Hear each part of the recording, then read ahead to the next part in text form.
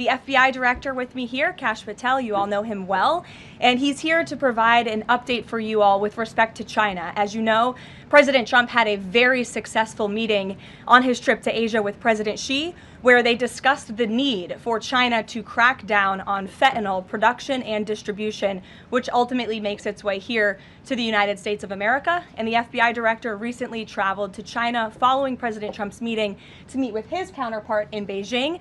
And he has a really positive announcement for the American people to share. So the president wanted me to bring the FBI director out to share that with all of you today. So Kash, please, thank you for being here. Thanks, Caroline. As Caroline mentioned, we have some tremendous news thanks to President Donald J. Trump once again for the American people. As soon as the President of the United States took office, he issued a mandate to rid America of the scourge that is fentanyl, a drug that has killed hundreds of thousands of Americans. Thanks to his leadership and direct engagements with China, we set up a framework to execute that mission 8 months ago. Attorney General Bondi immediately thereafter took steps to engage her counterpart in China at the Ministry of Public Security.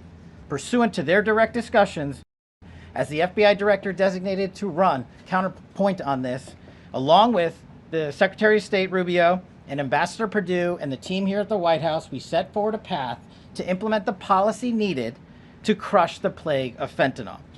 Deputy Attorney General Blanche and our teams have been hard at work ever since, ultimately culminating in my trip to Beijing last week. This was only possible due to President Trump's historic engagement with President Xi just a few short weeks ago that set the stage for today's announcement. At that meeting, the leaders reached an agreement. But just to put this in frame for the American people, a reminder here that nearly 100,000 people died of fentanyl overdoses just last year alone. Here, this year, under this president, the FBI has seized 1,900 kilograms of fentanyl so far. That is a 31% increase from the same time period last year. To put it in perspective, that's enough fentanyl to kill 127 million Americans. Fentanyl precursors are what makes up fentanyl. While we, the interagency, the Department of Justice, have been fighting hard to seize and stop drug traffickers, we must attack fentanyl precursors, the ingredients necessary to make this lethal drug. That was the sole purpose of my trip to China, to eliminate these precursors.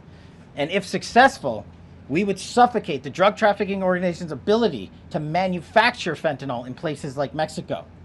This was the first time an FBI director has been to China in over a decade and received the audience with his counterpart to address this matter directly. And again, thanks to President Trump's direct engagement with President Xi, the government of China committed fully to my engagement there on the ground in Beijing at a level never seen before. While at Ministry of Public Security headquarters, I met with my counterpart at MPS, where the Chinese government agreed on a plan to stop fentanyl precursors. What does that mean? The People's Republic of China has fully designated and listed all 13 precursors utilized to make fentanyl. Furthermore, they have agreed to control 7 chemical subsidiaries that are also utilized to produce this lethal drug. Effective immediately, essentially, President Trump has shut off the pipeline that creates fentanyl that kills tens of thousands of Americans. These substances are now banned, and they will no longer be utilized by the Mexican drug trafficking organizations or any other DTOs around the world to make this drug. This historic achievement has saved tens of thousands of lives. This historic achievement would not have been possible without the tremendous team of President Trump, the Attorney General, the Department of Justice, the Federal Bureau of Investigation, and Ambassador Perdue in China, whose ground-level engagements were imperative to achieving this result. This is yet another example of how President Trump defends the American people, provides security for the American people, and puts the American people first. This is a historic first-in-its-kind achievement by any president to stop the scourge of fentanyl, and it should be championed by every single American. And work obligations. According to Airlines for America, an estimated 5.2 million travelers have had their flights disrupted over the course of the Democrat shutdown. And our economy has lost billions and billions of dollars in economic activity over the course of this shutdown, hurting consumer sentiment and crushing the travel and hospitality industries. According to a CBO estimate, the Democrat shutdown could end up decreasing fourth quarter economic growth by 2 whole percentage points. The Democrat shutdown made it extraordinarily difficult for economists, investors, and policymakers at the Federal Reserve to receive critical government data. The Democrats may have permanently damaged the federal statistical system, with October CPI and jobs reports likely never being released. And all of that economic data released will be permanently impaired, leaving our policymakers at the Fed flying blind at a critical period. It's hard to recap all of this without asking a simple question: why? Why have the Democrats put the American people through this pain for 43 days in a row? And it feels like Groundhog Day being up here again talking about this Democrat shutdown. And the answer to that question is pure partisan politics. They started this shutdown with a ridiculous demand to force taxpayer-funded healthcare benefits to illegal aliens who broke into our country. Even after it was clear President Trump and Republicans would never force American taxpayers to pay for free health care for illegals. In fact, President Trump's One Big Beautiful Bill fixed that problem. The Democrats kept dragging this reckless government shutdown on for weeks longer to boost their turnout in an election, perhaps one may guess. That's because the Democrats are totally captured by their far left-wing base, who only care about attacking President Trump, even if it means hurting innocent Americans in our country. The Democrats' weakness and their unwillingness to buck the fringe members of their party dragged this harmful shutdown on for 7 weeks and inflicted massive pain onto the American public. But let's be clear. The clean CR being voted on today in the House of Representatives that will lead to the reopening of the federal government is what President Trump and Republicans have supported from day one. Our troops, air traffic controllers, and federal employees will be back to receiving their regular paychecks. Families in need will get back to receiving their food purchasing assistance, and the people's government will soon be back open for business. President Trump looks forward to finally ending this devastating Democrat shutdown with his signature, and we hope that signing will take place later tonight. On another matter, I want to address the affordability issue that's received a great deal of media attention this past week, which is ironic because it didn't receive that much attention when Joe Biden was here and inflation was at a record high 9%, the worst inflation crisis in modern American history.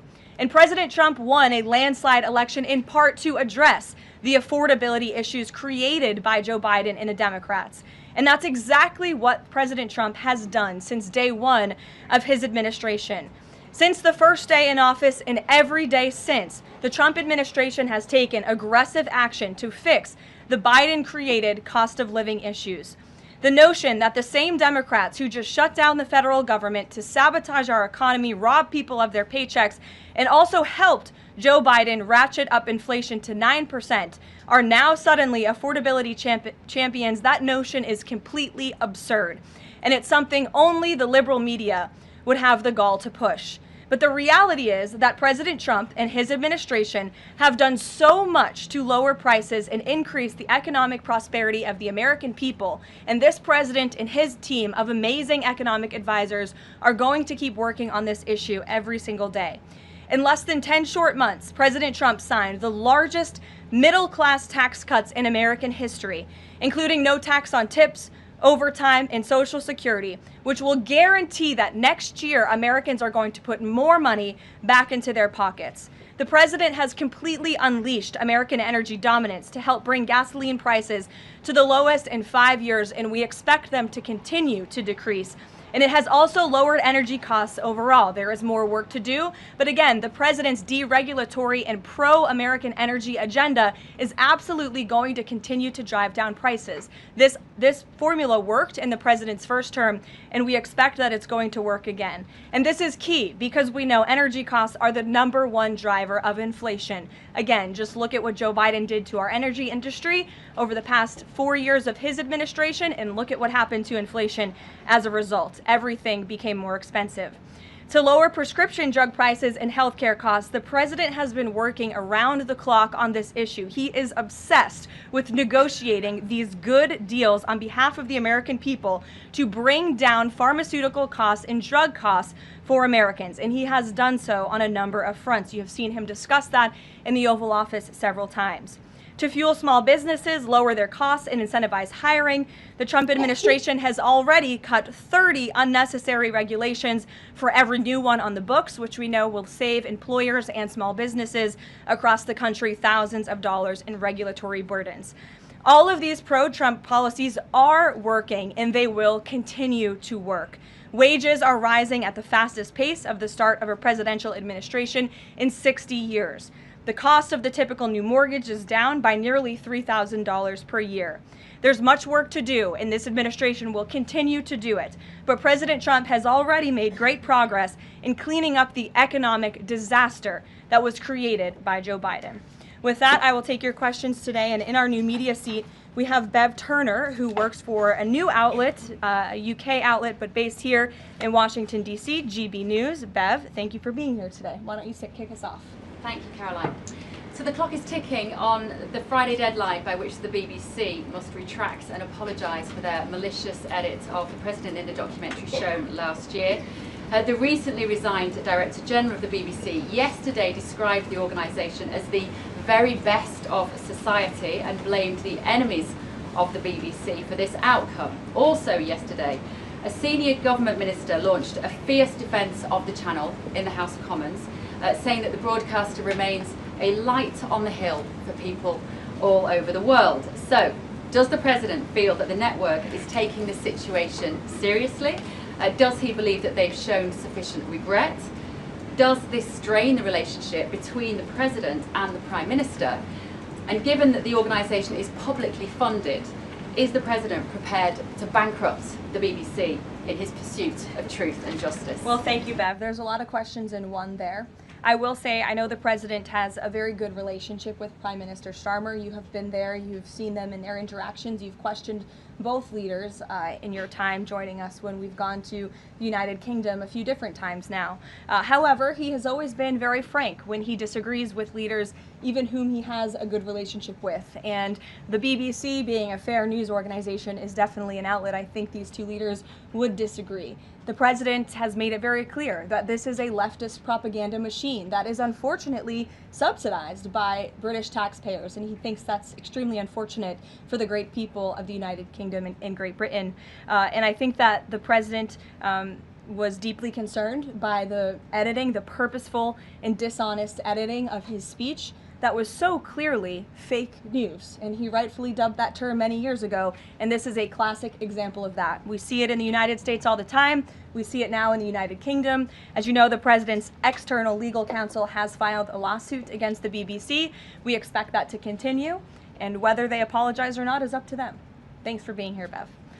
Ouija. Thank you, Caroline. Sure. I have your statement about the new Epstein emails that have been released by House Democrats. Separate from why you believe the emails were made public, can you address their substance? Did the President ever spend hours at Jeffrey Epstein's house with a victim? These emails prove absolutely nothing other than the fact that President Trump did nothing wrong. And what President Trump has always said is that he was from Palm Beach, and so was Jeffrey Epstein. Jeffrey Epstein was a member at Mar-a-Lago until President Trump kicked him out because Jeffrey Epstein was a pedophile and he was a creep. And this email you refer to with the name of a victim that was unredacted now and has since been reported on in this room, so I will go ahead and say it, Virginia Giuffre. And it was CBS's own reporting, Ouija, that recently wrote that Miss Giuffre maintained, and God rest her soul, that she maintained that there was nothing inappropriate she ever witnessed, that President Trump was always extremely professional and friendly to her. And so I think it's a question worth asking the Democrat Party, and you should all go ask them after this briefing, of why they chose to redact that name of a victim who has already publicly made statements about her relationship with Jeffrey Epstein and is unfortunately no longer with us. Mary. Thank you, Galen. Two questions on this. In the interest of transparency, why not just go ahead, release the full files on Epstein, get this all over with? This administration has done more with respect to transparency when it comes to Jeffrey Epstein than any administration ever. In fact, this administration, the Department of Justice, has turned over tens of thousands of documents to the American people. We are cooperating and showing support for the House Oversight Committee. That's part of the reason you are seeing these documents that were released today, because of the House Oversight Committee's and Republicans' efforts to get these out to the public. This administration also moved, the Department of Justice also moved to unseal grand jury testimony, which we know, unfortunately, a judge declined those requests. So this administration has done more than any, and it just shows how this is truly a manufactured hoax by the Democrat Party. For now, they're talking about it all of a sudden because President Trump is in the Oval Office. But when Joe Biden was sitting in there, the Democrats never brought this up. This wasn't an issue that they cared about because they actually don't care about the victims in these cases. They care about trying to score political points against President Trump, as we have, of course, seen with this government shutdown. And this entire thing, again, it's not a coincidence to the American people at home. There are no coincidences in Washington, D.C. And it is not a coincidence that the Democrats leaked these emails to the fake news this morning ahead of Republicans reopening the government. This is another distraction campaign by the Democrat and the liberal media, and it's why I'm being asked questions about Epstein instead of the government reopening because of Republicans and President Trump. But given your Reagan. interest in transparency, Caroline, why are White House officials then meeting with Representative Boebert in an effort to try and get her to not sign this petition calling for the release of the files? Doesn't it show transparency that members of the Trump administration are willing to brief members of Congress whenever they please? Doesn't that show our level of transparency? Doesn't that show the level of transparency when we are willing to sit down with members of Congress and address their concerns? That's a defining factor of transparency. Having discussions with members of Congress about various issues, and I'm not going to detail conversations that took place in the Situation Room in the press briefing room. Reagan. I have a question about the government shutdown. Thank you. The Middle East. I'm glad someone does. First, on the government shutdown, the shutdown deal reverses the administration's reps, and it also prohibits war from happening until the end of January. I'm wondering if the president had input on this element of the deal, and if he's at all disappointed that's going to reverse the downsizing of government that they did during the shutdown. I mean, look, I think it's about 6,000 workers total. When you look at that in comparison to the reduction in the federal workforce that this administration has done since January to get rid of the waste, the fraud, the abuse, and to reduce the size of our federal bureaucracy, we've done a lot of great work on that front, and we will continue to. But obviously, the president's main priority was to reopen the federal government and get people back to work, and that's what this deal accomplishes. Line, there's been reports in Israeli media that the U.S. is considering building a temporary military base on the Gaza border. Can you confirm these reports? So I had a conversation directly with the reporter who wrote this article, and this article was based on a single piece of paper, an inquiry that somebody in the Department of Navy made about an idea that may happen in the future. And this reporter deemed that as an official plan and ran with a story that the United States is looking into it. I checked with the highest levels of the United States federal government. This is not something the United States is interested in being engaged in. It's not something we are currently involved in right now that we will be funding. And the president has been very clear he doesn't want to see boots on the ground with respect to what's happening in the Middle East. We've made great peace. We've made great progress with the peace plan in Gaza, and we want to continue to see that move forward. But I put a comment in that story for a reason. And sometimes we see reporters take a piece of paper like this and just deem it as official policy, and sometimes that misleads people a little bit. Sure. There's been a question about UK intelligence sharing regarding the drunk interdictions involving Venezuelan boats. How will that affect the U.S. military operation? There's been a lot of discussion about the high caliber of the intelligence that has been provided before any of these military actions have taken place. I've seen that report. Oh, hello. I've seen that report. I'm familiar with the reporting, but we don't comment on intelligence matters, classified intelligence matters, as you know. As for the Trump administration's position on our narco-terrorist campaign in the Caribbean, it is going to continue, and the president has made it very clear he's not going to allow terrorists to to bring illegal drugs that kill American citizens into our great country. Sure, John. I'll go to John and then Zolan. Go ahead. Thank you so much. Trump has talked about sending out $2,000 checks to U.S. citizens. Earlier this year, he also talked about sending a Doge dividend. That didn't materialize. Should U.S. Citizens expect the $2,000 proposal? Is the White House committed to making that happen? The White House is committed to making that happen, yes, and we are currently exploring all legal options to get that done. I don't have a timeline for you or any further details, but I can confirm for you that the president made it clear he wants to make it happen, and so his team of economic advisors are looking into it, and when we have an update, we'll provide one. Zolan. You said at the top that one of the costs of the government shutdown was that people missed their SNAP benefits. Can you explain then why the administration went to court to fight the funding of food stamps and SNAP benefits? So recipients missed their SNAP benefits because the Democrats shut the government down, and they forced the administration to tap into a contingency fund that did not even fund the full entirety of this program. And so then you had an unhinged judge who was trying to dictate from the bench what the executive branch has to pay for and where that money has to come from. That is judicial overreach at its finest, and so that's why the administration pushed back on that. We can't have the judicial branch telling the executive branch that we need to rob the Children Nutrition Fund, which is what this judge was trying to do, to pay for SNAP benefits. That's completely inappropriate and it's unconstitutional, and we've been proven right with that legal argument. But now the good news is, again, thanks to Republicans and in several hours President Trump, the government is going to be reopened, and SNAP recipients are going to receive their full benefits, which is what President Trump has always wanted to do. Stephen. Why also did you need the judicial process for that? I mean, during this shutdown, didn't the administration have a responsibility to tap into any of those reserves to ensure that essentially we poor did. people could rely on? We did tap into it. We did tap into the contingency fund. And then the judge told us, no, you have to get more money from a children's nutrition fund. And we felt that was judicial overreach. You shouldn't tell the president which fund he has to rob because the Democrats are holding the country hostage by shutting down the federal government. Stephen, go ahead. Well, if the president is considering a pardon for Ghislaine Maxwell? Again, he's answered this repeatedly. It's not something he's talking about or even thinking about at this moment in time. I can assure you of that. Stephen. Caroline, I've got two questions about New York for you. Sure. First, you always do. On brand for the New York Post. Yeah. Mayor-elect Mamdani, he said that he plans to reach out to President Trump and that, quote, this is a relationship that will be critical. Does the White House have a response to this planned outreach? It's the first time I'm hearing of it. I'll let the president respond himself to that comment by Mr. Mamdani. My second question, Jack Schlossberg, the grandson of President Kennedy, announced today that he's running for Congress.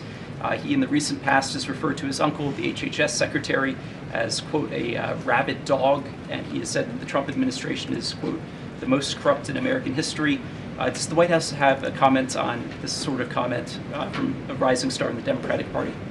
I don't even think such ridiculous comments are worth responding to. Obviously, those things are not true. And Secretary Kennedy is doing a phenomenal job bringing transparency and the gold standard of science back to our healthcare system. Eamon.